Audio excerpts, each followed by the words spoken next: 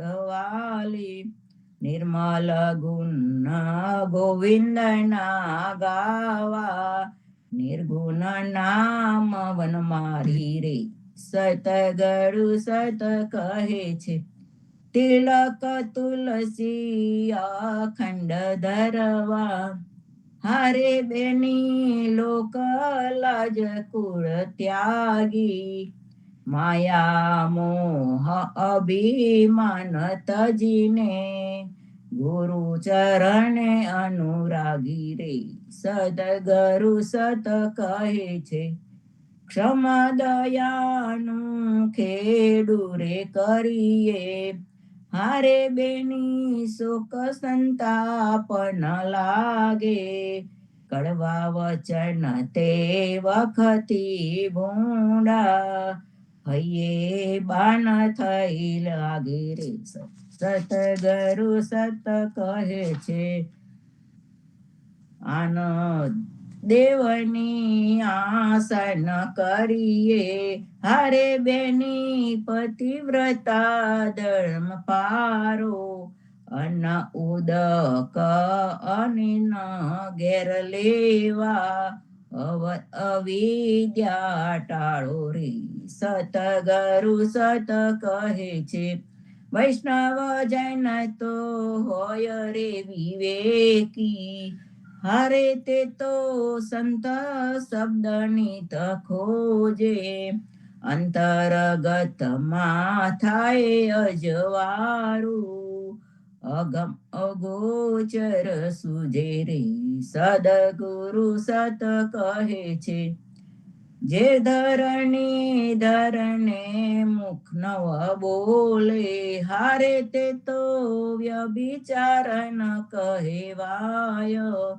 મુખડું તેનું શ્વાન બરાબર માસ મેલા બની જાય રે સદગરુ સત કહે છે ભાવ ભક્તિ ભૂધરની કીજે હારે બેની મનમાં પરતિત આની કહે નાનો તે નિર્ભય થઈ બેઠી પરમ ધામની વાણી રે સદગરુ સત કહે છે રામ કબીર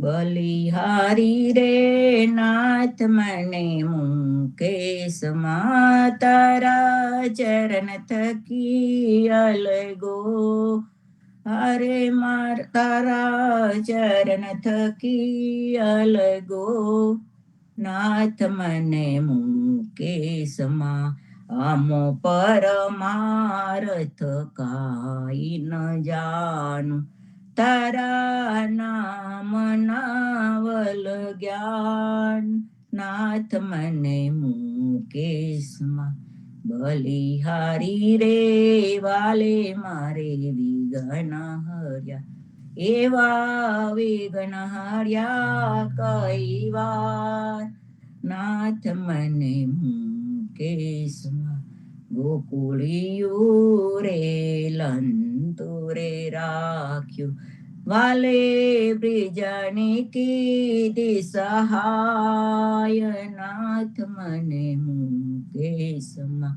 બલિહારી રે તમોને અમારે ને અમોરે તમારે અંતર નાહી લગાર નાથ મને મુકેશમાં નરસૈયા સ્વામી એટલું રે માગું મારા વાગવનની વાત નાથ મને મુકેશમાં બલિહારી રે જે નરજીલ્યા રે આવ્યા હરિરસ કીર્તનમાં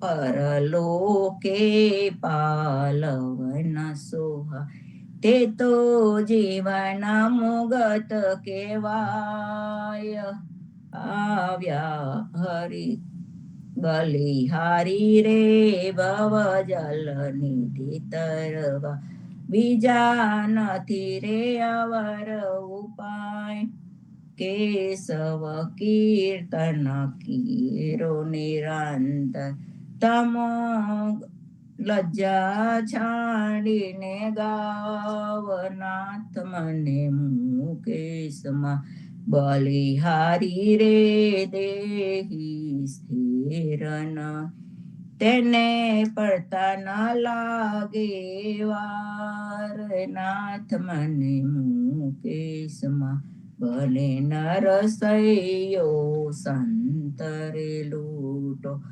આવા ગોવિંદ ગુણ ભંડાર નાથ મને મુકેશમાં બલિહારી રે નાથ મને મુકેશમાં આખલડીનો ચારો રે આખલડીનો ચારો રે સામરિયોજી કરી ગયો રે હવે કેમ જીવો મોરી માય મોર પીછે મોગટ રે મોર પીછા મોગટ રે સુંદર સોહામણો રે કુંડળ મીનાકાર સોહાય આજે હું ઊભી રે આજે હું ઊભી રે આંગણીએ આપને રે આની વાટે જાત હું તકહાન મીઠો ને મેલાવો રે મીઠો ને મેલાવો રે અમને તહો રે વાલી મારે કીધે નૈનાની સાન વેન વાહીને રે વેન વાહીને રે વનમાં તેડિયા રે હારે બેની મેલ્યા ઘરના કામ વાલો મારો રમે રે વાલો મારો રમે રે આંખ મીચામણા રે હરી હવે થયા અંતર ધ્યાન હું તો સાહેલી રે હું ને સાહેલી રે જોવાની સર્યા રે જોયા જોયા વૃંદાવન મોજાર નહીં નરસૈયાનો સ્વામી રે નરસૈયાનો સ્વામી રે બાઈ મને તહા મળ્યો રે ધન આહિરડાનો અવતાર ગોકુળિયું તે ગામ રે ગોકુળિયું ગામ રે અતિ રળિયા મનું રે ત્યાં છે મારા વાલાજીનો વાસ બ્રિજની નાર્યો રે બ્રિજની નાર્યો રે સાઉટોળે મળી રે રંગ ભરી રમવા વ્યારાસ બ્રિજની નાર્યો રે બ્રિજની નાર્યો રે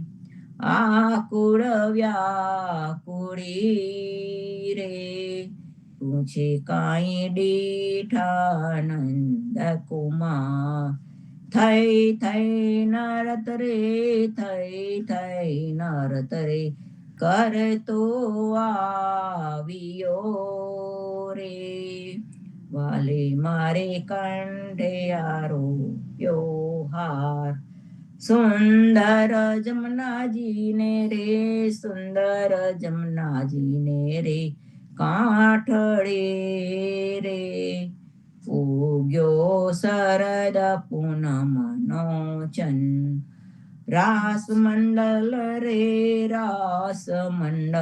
રે પ્રભુએ તહા રચ્યો રે ગોપી મન પામ્યા પરમાનંદ એક એક ગોપી રે, એક એક ગોપી રે, વચ્ચ મેં વાલ મોરે, હમચી કૂદે ને વળી ગાય. વાકે ને અંબોડે રે, વાકે ને અંબોડે રે, મન વેદાઈ રહ્યા રે. વાકા વાકા વિવિધ વાંજિતવાય, વાકા વાકા વેન રે, વાકા વાકા વેન રે, બોલે રસાલુવારે. વાકા વાકા ગાય રે મધુરા ગાય. નરસૈયાચા સ્વામી રે, નરસૈયાચા સ્વામી રે, જાઓ બલિહારી હરે. વાલે મારે આપ્યા સુખાને દાન, વાલે મારે આપ્યા સુખાને દાન.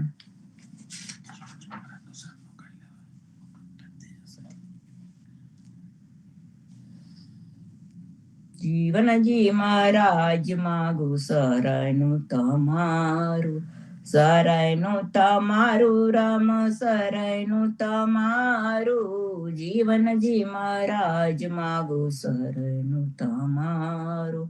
કૃષ્ણદાસને ભક્તિ આપી, સર્વે ભક્તને કષ્ટી કાપી, ગુજા ગુજારનો ઉધાર કીધો, કેશવદાસને શરણે લી. જીવનજી મહારાજ માગું શરણું તમારું. ગુરુ સંગાથે યાત્રા વિશે મારવાડને ઉગાર્યો, કૃષ્ણ કેશવને નિમિત્ત કરીને કાંઠો સુરત તાર્યો. સદગુરુ જીવન છો નિજ નામ, જીવન કબીર જીવન રામ. સદગુરુ જીવન છો નિજ નામ, જીવન કબીર જીવન રામ. હર મા બાપ પર કૃપા કરીને કાનમ પાલ ઉગાડ્યો. શ્રી પદ્મનાભજી દાદા સુખદેવજી ગોપાળા, જીવનજીએ કૃપા કરીને ઉગાડ્યા સૌ બાળ. રામ કબીરની દર નૌકામાં જીવનજી બેસાડે, કૃપા કરીને કબીર કૃપાલુ ભવસાગર ઉતારે. જીવનજીના બાળ ગોપાળો રામ કબીર ઉચ્ચારો, ભવસાગરથી તરવાનો આ સંદેર છે બહુવારો. અનન્ય ભક્તિ નામ નિષ્ઠાને સત્સંગતને દારો, અવિશ્વાસને દુશ્રેષ્ઠ ભોજન સલીલ સંગને ટાળો. નિસંગ હોયને ભજન કરો તો નામ પડે તત્કારો, મુજ પાપીને શરણે લીધા એવા દીન દયાળુ. સદગુરુ જીવન છો નિજ નામ, જીવન કૃષ્ણ જીવન રામ. સદગુરુ જીવન છો નિજ નામ, જીવન કબીર જીવન રામ. હર મા બાપ પર કૃપા કરીને કાનમ પાલ ઉગારી.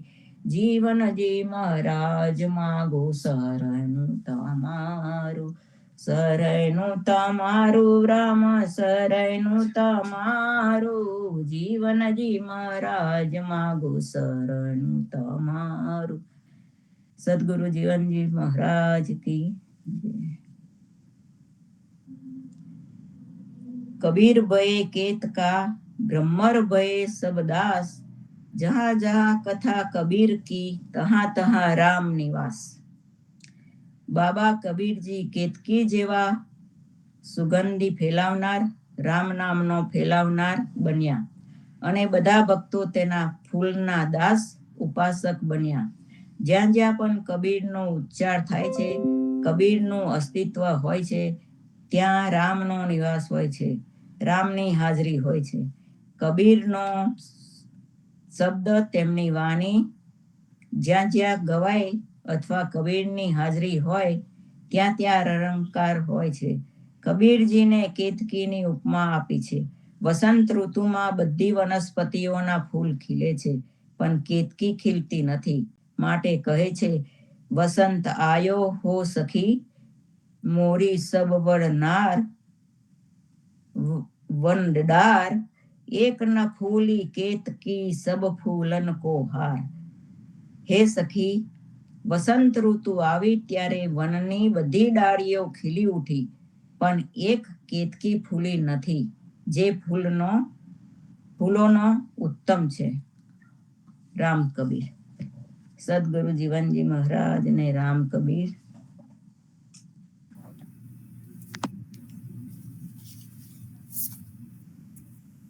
રામ કબીર, સદગુરુ જીવનજી મહારાજ ને રામ કબીર, નામદેવ કબીર ને રામ કબીર, પદ્મનાભ ભગવાન ને રામ કબીર, અધ્યારોજી મહારાજ ને રામ કબીર, હેત કૃપા ને રામ કબીર, સ્વામી પરિવાર ને રામ કબીર, સર્વે સંતો ભક્તોને પ્રભાતના રામ કબીર.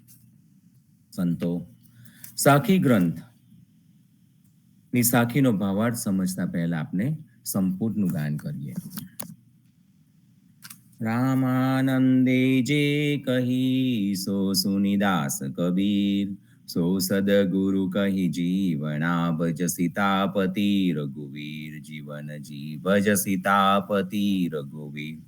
રામાનંદે જે કહી સો સુનિદાસ કબીર, સો સદગુરુ કહી જીવના ભજ સીતાપતિ રઘુવીર, જીવન જી ભજ સીતાપતિ રઘુવીર.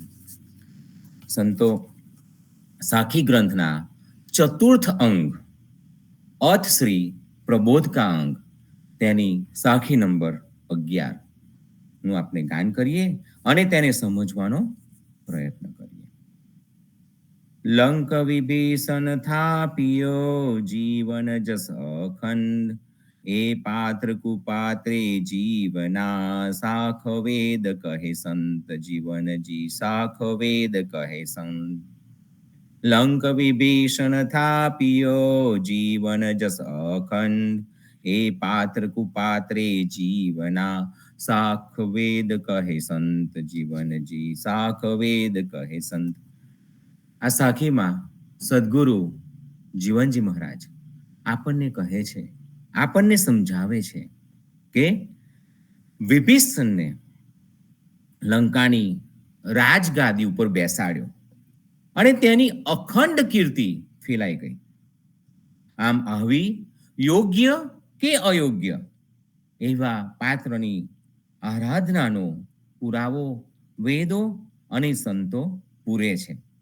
આવી યોગ્ય કે અયોગ્ય પાત્ર કેવું છે, યોગ્ય છે કે અયોગ્ય છે, એવા પાત્રની આરાધનાનો પુરાવો વેદો અને સંતો પૂરે છે. સંતો ગોટકાના કીર્તન નંબર 2 વિનતીમાં આપણે ગાઈએ છીએ કે વૈકુંઠ બ્રહ્માદિક જુએ સ્વામી રે મારા, વૈકુંઠ બ્રહ્માદિક જુએ, પેખે વિષ્ણુ અનંત રાજા અખે પદતનો, તેને સેવે સંત પાએ લાગી કરું વિનંતી.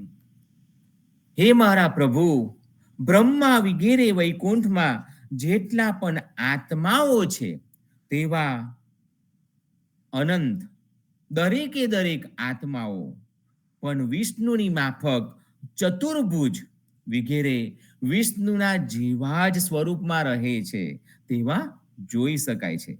પણ જે અસલ આદ્ય વિષ્ણુ પર બ્રહ્મ પરમાત્મા છે કે જે આપણને અવિનાશી નાશ ન પામે તેવા અક્ષયધામને આપવા વાળો સૃષ્ટિનો માલિક છે, તેની જ ભગવત આત્માના સંતો ભક્તિ કરે છે. પણ ત્રિગુણી દેવોની અંતર્ગત ત્રિગુણ વાળા વિષ્ણુની ભક્તિ સંતો કરતા નથી. હું પગે લાગીને આ અક્ષય પદના રાજા પતિની ભક્તિ માટે વિનંતી કરું છું. આમાં સારૂપ્ય પ્રકારની મુક્તિ પામતા આત્માઓ વૈકુંઠમાં વિષ્ણુ જેવા ચતુર્ભુજના રૂપે રહે છે, પણ સંતો આદ્ય વિષ્ણુના ધામમાં તેમના કમળમાં રહે છે, તેમના કમળોમાં રહે છે.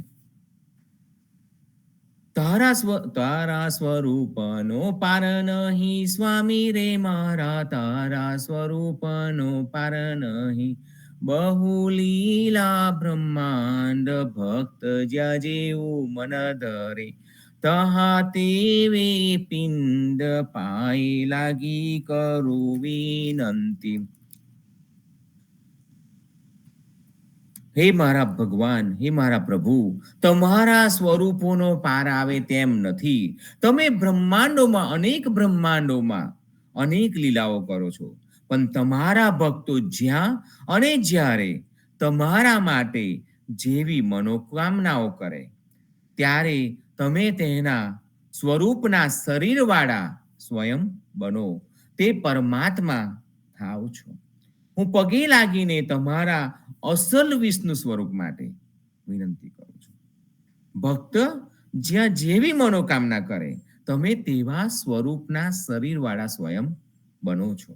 ભગવદ્ ગીતાના અધ્યાય 4 ના 11મા શ્લોકને અનુલક્ષીને આ ચરણમાં ભાવ દર્શાવ્યો છે. ય યથા મામ પ્રપદ્યન્તે તાસથૈવ ભજામ્યહમ મમ વર્તમાનુવર્તન્તે મનુષ્યાઃ પાર્થ સર્વશઃ. જેઓ જે પ્રકારે મારે શરણે આવે છે, તેમને તે જ પ્રકારે હું ભજું છું, અર્થાત ફળ આપું છું. હે પાર્થ, મનુષ્ય સર્વ પ્રકારે મારો માર્ગ અનુસરે છે. મનુષ્ય સર્વ પ્રકારે મારો માર્ગ અનુસરે છે. એટલે વિભીષણ આવા યોગ્ય પાત્ર વિભીષણને લંકાની રાજગાદી પર બેસાડ્યો, તેની અખંડ કીર્તિ ફેરાય. યોગ્ય અને અયોગ્ય પાત્રની આરાધનાનો પુરાવો વેદો સંતો કરે છે, તે આપણને આમાં સમજાય છે. આપન પૂજે દાખવે સ્વામી રે મારા, આપન પૂજે દાખવે તેહને તે સોપસાઓ, તારા સ્વરૂપ જતું લહે તું છે ગરવો રાવો, પાય લાગી કરું વિનંતી. તમે તમારા પોતાના જ સ્વરૂપવાળા સંસારમાં જેને જેવી કૃપા દેખાડો છો, તેને તેવી જ તમારી કૃપા પ્રાપ્ત થાય છે. તમારા સ્વરૂપોને તો તમે જ જાણી શકો છો, એવા તમે મહાન પરમાત્મા છો. હે ભગવાન, હું પગે લાગીને તમારી કૃપા માટે વિનંતી કરું છું. રામને જોઈને વાલ્મીકીએ જે કહ્યું તેને તુલસીદાસજીએ રામાયણમાં લખ્યું છે કે સોઈ જાનઈ જેહી દેહી બતાઈ જનાઈ, જાનત તુમ્હ હિ તુમ્હ ઈ હોઈ જાય. તે જ આપને જાણે જેને આપ જણાવી દો છો, અને આપને જાણતા આપનું જ સ્વરૂપ તે થઈ જાય છે, તમારા સમ સ્વરૂપ થઈ જાય છે. અધમ અસુરો દ્વારા ભક્તો પ્રત્યે ત્રાસ વર્તે છે. દુષ્ટ સાધુને દુભવે સ્વામી રે મારા, દુષ્ટ સાધુને દુભવે ધાય તું હજવાહાર, તે જોગે તેવા રૂપ ધરી દુઃખ ફેડે તે વાર. હે મારા પ્રભુ, અધમ અસુરો દ્વારા ભક્તો પ્રત્યે ત્રાસ વર્તે છે, ત્યારે તમે જ મદદે દોડી જાઓ છો. તે ત્રાસને મટાડવાને અનુરૂપ સ્વરૂપ ધારણ કરીને તે સમયે તેમના દુઃખોને મટાડી દો છો. હું પગે લાગીને મને પણ મદદ કરવા માટે વિનંતી કરું છું. મત્સ્ય કુર્મ વરાહ તું સ્વામી રે મારા, મત્સ્ય કુર્મ વરાહ તું નરસિંહ એક વાર, વામન ત્રિકમ પરશુરામ રઘુકુલ અવતાર, પાય લાગી કરો વિનંતી. હે મારા પ્રભુ, તમે મત્સ્ય માછલી, કાચબા કુર્મ એટલે કાચબા, અને વરાહ એટલે કે ભૂનના રૂપને ધારણ કર્યું હતું. તમે જ એક વખત નરસિંહનું રૂપ ધારણ કર્યું, તથા 3 ડગલા ભરનાર વામનમાંથી વિરાટ રૂપ પણ લીધું, તથા પરશુરામ અને રઘુકુળમાં રામ રૂપે અવતાર ધારણ કર્યો હતો. હું પગે લાગીને મારે લાયક રૂપ ધારણ કરવા વિનંતી કરું છું. નર નારાયણ કૃષ્ણ તો સ્વામી રે મારા, નર નારાયણ કૃષ્ણ તો બુદ્ધ કલંકી રૂપ, તું મલે દેખે તાહેરું પરબ્રહ્મ સ્વરૂપ, પાય લાગી કરું વિનંતી. હે પ્રભુ, તમે નર નારાયણ યાની ભક્ત અને ભગવાન અને કૃષ્ણ તથા બુદ્ધ અને કલ્કીના સ્વરૂપ વાળા છો, પણ જ્યારે તમારી કૃપાથી તમારું મિલન થાય, ત્યારે તમારું અસલી પરમ તત્વ પરબ્રહ્મ પરમાત્માના સ્વરૂપને જોઈ શકાય છે. હું પગે લાગીને આવા તમારા અવતારથી પર એવા પરબ્રહ્મના સ્વરૂપને જોવા વિનંતી કરું છું. સંતો, આ સાખી નંબર 11. વિભીષણને લંકાની રાજગાદી ઉપર બેસાડ્યો, તેની અખંડ કીર્તિ ફેલાઈ ગઈ. આમ આવી યોગ્ય અને અયોગ્ય પાત્રની આરાધનાનો આ પુરાવો સંતો વેદો કરે છે. સંતો અને આપને આપણ સંતો આપને આમાં પણ જાણ્યા, આપને સમજ્યા કે ભગવાન જે રીતે ભક્તને મદદ કરે છે. વિભીષણને રામે રાજગાદી આપી. રામને રાજગાદી આપવી હોત તો બીજા કોઈને પણ આપી શકત, રાવણના ભાઈને જ કેમ આપી? તો યોગ્ય અને અયોગ્ય પાત્ર, યોગ્ય પાત્ર ભગવાન રામે તેને જાણ્યો, નિર્દોષ ભાવથી તેમના શરણે ગયો હતો. વિભીષણના મનમાં એમ નહોતું કે રામ મને આ રાજગાદી આપશે, કે રામ મને કંઈક બીજું કંઈક આપશે, એવો કોઈ લોભ હતો નહીં. વિભીષણ યોગ્ય પાત્ર રામની પાસે નિર્દોષ ભાવથી ગયો હતો, એ આપણે જાણ્યા. અને એના માટે, એના લીધે વિભીષણને ભગવાને લંકાની રાજગાદી પર બેસાડ્યો અને તેની કીર્તિ અખંડ થઈ ગઈ. તેની કીર્તિ ચાલુ રહી ગઈ હંમેશા માટે. તેની કીર્તિ આજે પણ ગવાય છે. એ રીતે યોગ્ય અને અયોગ્ય પાત્ર, તે આપણે આ રીતે ભગવાને યોગ્ય પાત્રને રાજગાદી આપી. હવે સાખી નંબર 12. સોંગી સૂઠે જીવના, જન્યો ન દેખું કોઈ, જા દેવને અનુસરે, તન મન માગે સોય. જીવનજી તન મન માગે સોય. સોંગી સૂઠે જીવના, જન્યો ન દેખું કોઈ, જા દેવને અનુસરે, તન મન માગે સોય. જીવનજી તન મન માગે સોય. તો આ સાખીમાં સદગુરુ જીવનદાસજી મહારાજ કહે છે કે પ્રસવની તીવ્ર પીડાનું કષ્ટ વેઠ્યા વગર કોઈ સહેલાઈથી જન્મ્યો હોય તેવું જાણવા મળતું નથી.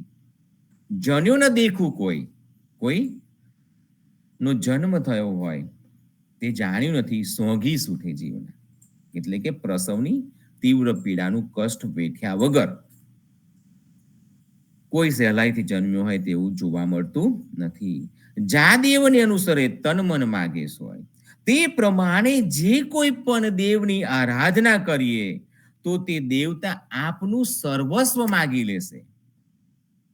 જા દેવને અનુસરે, જે કોઈ દેવની આરાધના કરીએ, એમને અનુસરીએ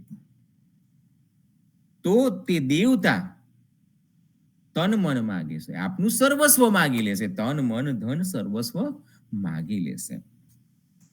સંતો, દલ ભીતાર દેદાર તેના પાન નંબર 37, 38 અને 39 નું વાંચન કરીએ તો આપણને આ વધારે સમજાશે, આપણને આ થોડું વધુ સમજાશે.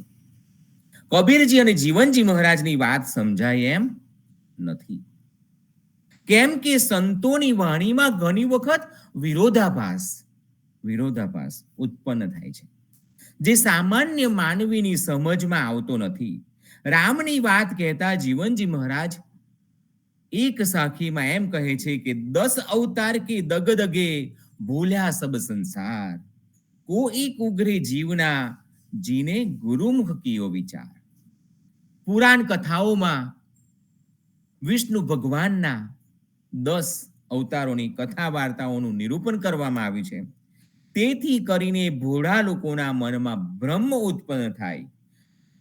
ઉત્પન્ન થાય છે કે અમારે કયા અવતારની ઉપાસના કરવી. આમ જેઓ સાચા સદગુરુના શરણને પ્રાપ્ત કરતા નથી તેઓ ભગવદ તત્વને સમજી શકતા નથી અને જગતમાં ખોટા માર્ગે ભટકી રહ્યા છે. બ્રાહ્મણ પુરોહિતો એ વૈદિક ધર્મશાસ્ત્રો ઉપર પોતાનો એકલાનો જ અધિકાર જમાવી રાખ્યો છે. આથી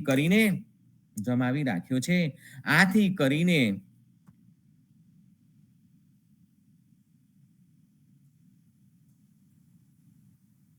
તેઓ આથી કરીને સામાન્ય જનતા અને બ્રાહ્મણ વગેરેમાં પણ જેવો વેદ આદિ અભ્યાસ રહિત હતા તેઓ વૈદિક સાહિત્યથી વંચિત રહી ગયા. આ કારણે ભારતમાં ક્ષત્રિયો, વૈશ્યો અને શૂદ્રના અલગ અલગ દેવી દેવતાઓ ફૂટી નીકળ્યા. આ પરંપરા પ્રાચીન કાળથી જ પ્રચલિત થઈ એ કારણે ભારત બૃહત દૈવત્વવાદમાં માનતો થયો અને જાતિવાદના મૂળ ઊંડે સુધી ફેલાયા. બ્રાહ્મણ જ્ઞાતિમાં પણ અમુક બ્રાહ્મણો પ્રતિષ્ઠિત બ્રાહ્મણોનો દરજ્જો પામી શક્યા નહીં. બ્રાહ્મણોમાં પણ ભારે જાતિવાદ ફેલાયેલો છે. બ્રાહ્મણમાં પણ ઊંચ નીચના અનેક ભેદ છે. ધર્મ રક્ષકોમાં જ એકતાનો ભાવ ધર્મ રક્ષકોમાં પણ એકતાનો અભાવ હોવા હતો. આથી ભારત ધર્મ ધ્વંસમાં ભરાયો.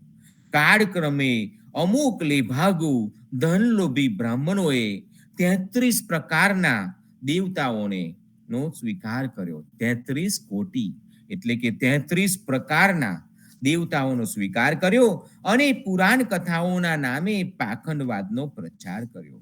આમ પુરાણ કાળના સમયે ભારત ઉપર બાહ્ય જાતિઓના આક્રમણ થયા અને હૂન વગેરે જાતિઓના દેવતાઓ પણ ભારતના દેવતાઓની સાથે તાલ મિલાવીને પૂજાતા થયા. 10મી સદીના ઉત્તરાર્ધમાં તુર્કિસ્તાની લૂંટારાઓના આક્રમણો થયા. જાતિવાદના ઘોર પાપને કારણે ભારતીય પ્રજા વિભિન્ન વર્ગોમાં વહેંચાયેલી હોવાથી આ આક્રમણખોરોની સામે તેમાં ફાટફૂટ થઈ અને ક્રમશઃ ભારતમાં મુસ્લિમ શાસકોનું રાજ સ્થપાયું. આપને મૂળ મુદ્દા પર આવીએ. અવતારવાદની કથા વાર્તાઓને ભારતીય ધર્મમાં અમૂલ પરિવર્તન લાવીને મૂકી દીધું અને પંડિતોમાં એકતા હતી જ નહીં. તેઓ શાસ્ત્રો અને પંડિતાઈમાંથી ઊંચા આવતા જ ન હતા. આવા સમયે કાશીમાં રામાનંદ સ્વામીએ નવ જાગરણની શરૂઆત કરી. તેઓ નખ શીખ બ્રાહ્મણ હતા, કર્મકાંડી હતા, પંડિત હતા. આમ છતાં તેઓ તમામ જાતિના સેવકોને તેમના આશ્રમમાં આવકારો તેમને આપ્યો. તેમણે ધર્મ ઉપદેશ આપ્યો. આ શરૂઆત પંડિતવાદના વધતા ઉદ્ગમને ડામવાની હતી. આમ છતાં ભારતીય સંસ્કૃતિને જે ધાર્મિક નુકસાન થવાનું હતું તે ઓલરેડી થઈ ચૂક્યું હતું. માટે જ જીવનજી મહારાજ કહે છે કે 10 અવતાર કે 24 અવતારની કથા વાર્તાઓમાં પડશો નહીં. તેમાં બહુ રચા પેચા રહેશો નહીં. કેમ કે વિશ્વ કરતા અવતાર ધરત નહીં, મૃત્યુ લોક કે ચાલો, જીનકા કરતા સકલ કુત હોવત, સો તો ક્યુ ઘર ઘર ડોલે. ખૂબ જ ઊંડી ચર્ચા માગી લે તેવી આ બાબત છે કે જે સમસ્ત વિશ્વનો કરતા છે તે શા માટે શરીર ધારણ કરીને ઘરે ફરે? આ વાત હજમ થાય એમ નથી. કેમ કે એક બીમાર યુવક ડોક્ટર પાસે દવા લેવા ગયો. ડોક્ટરે દવા લખી આપી, પછી સૂચના આપી કે દરરોજ 6 કિલોમીટર ચાલવાનું રાખો. દરરોજ 6 કિલોમીટર ચાલવાનું રાખો. યુવકે સહજતાથી પૂછ્યું કે કેટલા દિવસ ચાલવાનું રાખવું? ડોક્ટર કહે કે 365 દિવસ. ડોક્ટરે કીધું કે 365 દિવસ. યુવક પ્રસન્ન થઈને જતો રહ્યો. એક દિવસ ફોન આવ્યો. સામે છેડે એ જ યુવક તેને ડોક્ટરને કહ્યું કે તમારી દવાથી મને ખૂબ જ સારું છે, બધો રોગ મટી ગયો, પણ હવે એક મુશ્કેલી આવી છે. ડોક્ટર કહે કઈ મુશ્કેલી છે? તને કઈ મુશ્કેલી છે તે જણાવ. તને સારું તો થઈ ગયું છે, હવે પાછી કઈ મુશ્કેલી આવી છે? યુવકે જણાવ્યું કે હું 2400 કિલોમીટર દૂર છું. હું 2400 કિલોમીટર દૂર છું. કારણ કે ડોક્ટરે કહ્યું હતું કે દરરોજ 6 કિલોમીટર ચાલવાનું રાખવાનું, એટલે એ 2400 કિલોમીટર દૂર છે. બસ આપની પણ આવી જ હાલત છે. 5000 વર્ષ પછી પણ આપને કોરા ધાકડ છીએ, વાગોડીએ છીએ માત્ર કોરા શબ્દો. આજે બધા શબ્દોના સ્વામી બની બેઠા છે, પણ શબ્દો સિદ્ધ કર્યા નથી. આપની હાલત ખૂબ જ નાજુક છે. યાત્રાએ જવું છે, ટિકિટ બારી પાસે જઈને કહી દો કે ટિકિટ આપો. સવાલ આવે, ક્યાં જવું છે? અરે, જોતા નથી ગાડી ઊભી છે, જલ્દી ટિકિટ આપો, ગાડી પકડીને બેસી જઈશ, જ્યાં જશે ત્યાં જતો રહીશ, ગમે તે ગાડીમાં હું બેસી જઈશ. તો ટ્રેન ક્યાં પહોંચાડશે? એ ટ્રેન આપણને ક્યાં પહોંચાડશે? ખબર જ નથી કે ટ્રેન કઈ દિશા તરફ જઈ રહી છે, કયા ગામે જઈ રહી છે. ઉતાવળ છે, બસ એક જ ઉતાવળ છે. બેસી જવું છે, કોઈ પહોંચી ગયું અને આપણે રહી ગયા, એનો અભાવ છે. બસ ચાલો ચાલો, જે આવે તે દેવતાને પકડો અને જે આવડે તેવું બોલો, પૂજા કરો. ક્યાં જશો ખબર નથી, બસ પથ્થર જોયો નથી કે માથું નમાવ્યું નથી. અખાના છપ્પામાં પણ ગાય છે કે પથ્થર એટલા પૂજે દેવ, પથ્થર એટલા પૂજે દેવ. નદી જોઈ નથી કે સ્નાન કર્યું નથી, નદી જોઈ નથી કે સ્નાન કર્યું નથી. એક મૂર્ખની એવી ટેવ, પથ્થર એટલા પૂજે દેવ, પાણી દેખી કરે સ્નાન. નદી જોઈ નથી કે સ્નાન કર્યું નથી. બસ ધર્મ ગ્રંથોમાં ફાંફા મારીએ છીએ, કોઈ ગીતમાં તો કોઈ ગીતામાં, તો કોઈ વેદ પુરાણમાં, કોઈ કુરાનમાં કે કોઈ બાઇબલમાં. બસ અવિરતપણે આપણે માત્ર હરીફાઈ લગાવીને બેઠા છીએ. પછી તે પદ્મનાભ અધ્યારુજીના કીર્તન હોય કે ઉદા ધર્મ પંચરત્ન માલા, સમજ્યા વિના સૌ શાસ્ત્રો કોરા ધાકડ, અક્ષર માત્ર રહી જાય છે. સ્વાભાવિક પ્રશ્નો, મારું પરમ કર્તવ્ય શું છે? મારે ક્યાં જવું છે? આ જીવન યાત્રાનો હેતુ શું છે? પરમાત્માએ આટલું સુંદર મજાનું જીવન આપ્યું છે, પણ આપણે તેને ગંદુ કરી મૂક્યું છે. આ મૂળભૂત સવાલો પાછળ છૂટી જાય છે. તેના જવાબો મેળવવાની કોઈને પડી નથી. ધ્યાનથી જુઓ તો બધા મનુષ્ય જેવા લાગે છે, પરંતુ ગભરાયેલા, ભયાવહ દેખાય છે. જ્યાં સુધી પ્રાથમિક પ્રશ્નોના જવાબો નહીં મળે, મેળવવામાં નહીં આવે, ત્યાં સુધી જીવનનો આનંદ માણી શકાય, મેળવી શકાય નહીં. આનંદની વર્ષા થઈ શકે નહીં. સાચા ગુરુને શોધવા જ પડે તો જ માર્ગ દેખાય. કબીરજી કહે છે કે વાણી હમારી પલટ ગઈ, યા મુલક યા દેશ, ખારી તે મીઠી ભઈ, શું સદગુરુ કે ઉપદેશ. જ્યાં સુધી રામાનંદ સાથે મુલાકાત થઈ નહીં હતી, ત્યાં સુધી રામને ઓળખી શક્યા ન હતા. આખું જગત રામને જાણે છે, રામાયણને પણ જાણે છે. આમ છતાં આપનો પરમેશ્વર કોણ છે તે વિશે કબીરજી કશું જ જાણતા ન હતા. ગુરુ રામાનંદ સાથે મુલાકાત પહેલા ગળામાંથી નીકળતો શબ્દ રામ એ વૈખરી શબ્દ હતો, તેનો કોઈ મતલબ ન હતો. રામાનંદમાં સદગુરુના દર્શન કર્યા અને તેમને રામને સમજાવ્યા, ત્યારે રામ નામ સ્મરણનું મૂળ કારણ મળ્યું અને વૈખરી વાણી મટીને ગુરુમુખી વાણી બની. ગુરુ વિના શબ્દ અર્થહીન છે, વ્યર્થ છે, તેનો કોઈ ઉદ્દેશ નથી. જીવનમાં જે મેળવવા આવ્યા છે તેનાથી જ વંચિત રહી જવાના છીએ. મનુષ્ય જીવન અર્થહીન, વાસનાયુક્ત, નિર્થક નથી. પરંતુ જીવનમાં આનંદ છે, પ્રેમ છે, ઉષ્મા છે. આ બધું ત્યારે જ મળે જ્યારે આપણે જાતે પ્રયત્ન કરીએ. નામરૂપનો મેળ એમ સહજ પ્રાપ્ત નથી. નામરૂપનો મેળ એ સહજ પ્રાપ્ત નથી, નહીં સમજાય. જીવનમાં આનંદ મેળવવા માટે સાચી દિશાનો પ્રયત્ન થઈ શકતો નથી. માટે મનુષ્ય કૃત્રિમ આનંદ મેળવવા માટે શરાબખાનામાં જાય છે, શરાબ પીવે છે. શ્રાવણ મહિનો આવે તો તીન પત્તી રમવા જાય.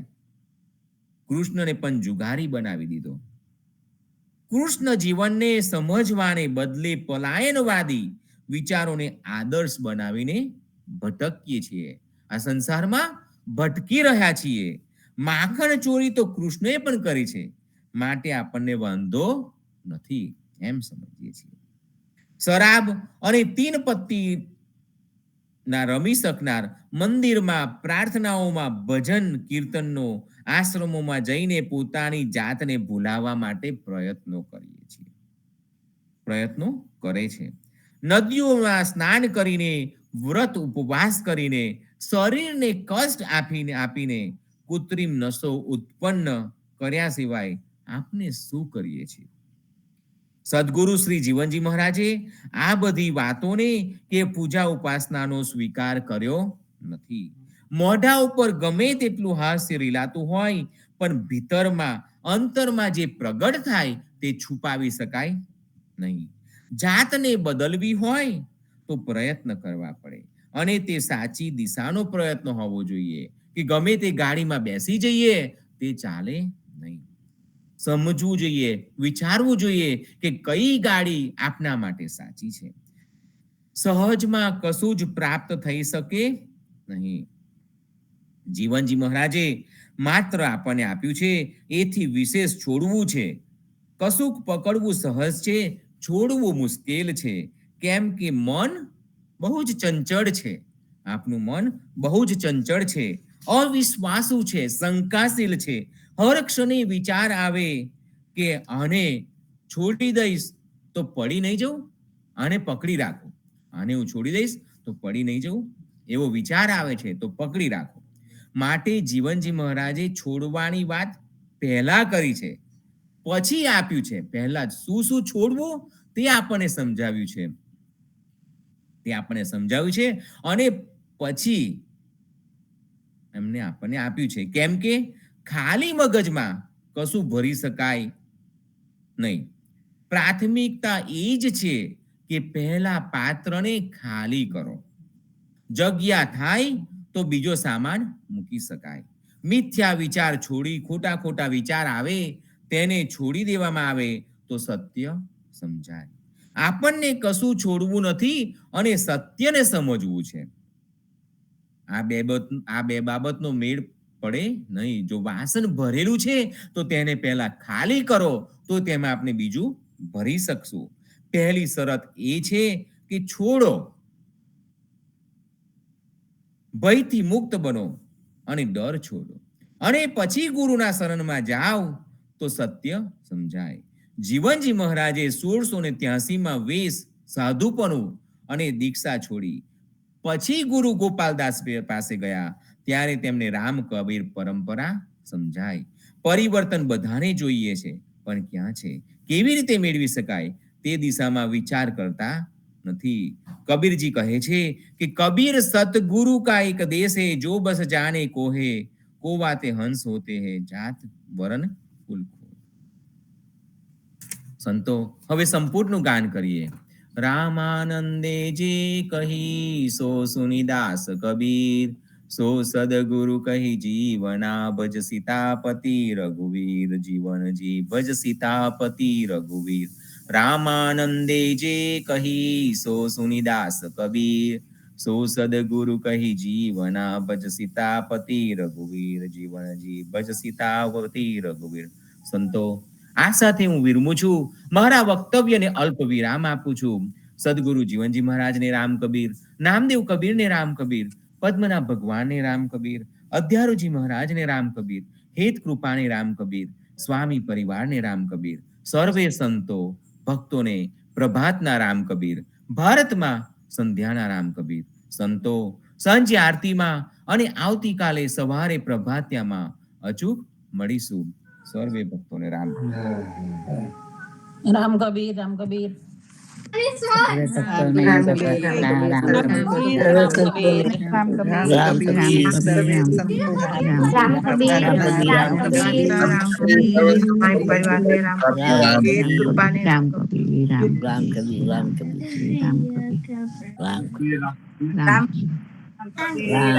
રામ કબીર. રામ કબીર. રામ કબીર. રામ કબીર. રામ કબીર. રામ કબીર. રામ કબીર. રામ કબીર.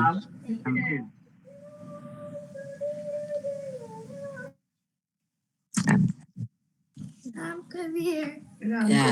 કબીર. રામ કબીર. રામ કબીર. રામ કબીર. રામ કબીર.